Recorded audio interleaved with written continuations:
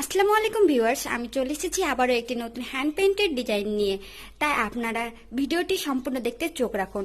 এই ভিডিওটি করার জন্য আমি প্রথমে যেটা ব্যবহার করেছি সেটা হচ্ছে কয়েল। এখানে আমি আমার পূর্বের একটি ভিডিওতে দেখাইছি কিভাবে কয়েল পদ্ধতি ব্যবহার করে আপনি ডিজাইন করতে পারবেন, সো আপনারা সেই ভিডিওটি দেখতে পারেন।